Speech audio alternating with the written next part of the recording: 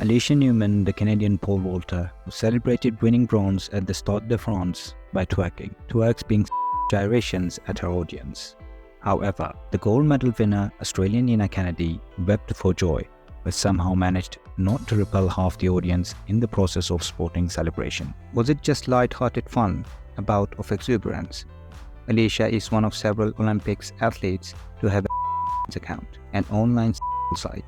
I would say adult, but there's nothing adult about it, where presumably twerking is part of the deal. Subscribers pay £10 a month for her reflections on life, and her performance at the Stade de France has no doubt usefully boosted business on her account. But isn't it an undignified way to celebrate an extraordinary achievement? There she is, representing Canada to the world, and what she gives the world is an OnlyFans. Poor old Baron Pierre nursed the notion that the Olympic Games could promote peace and mutual understanding between nations. It's safe to assume that he never envisaged this.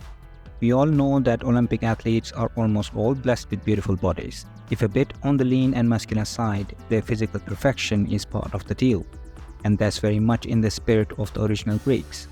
But for the athletes themselves to diminish their achievements by playing up to the fantasies of part of the audience is to take away from the dignity of the games.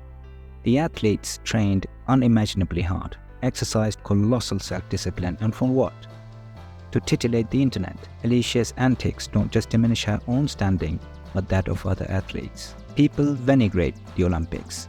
It started out as a religious festival, with athletes competing not just for their own glory, but that of their state, and something of that spirit still invests the modern games. Thanks to Baron Pierre, he insisted that the games should be for amateurs, so not a means of making money.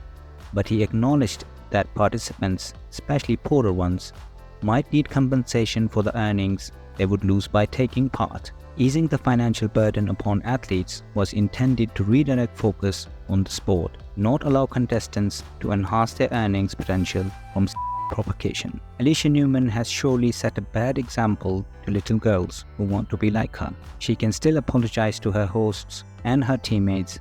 Perhaps she should. How do you feel about this? Let us know in the comments.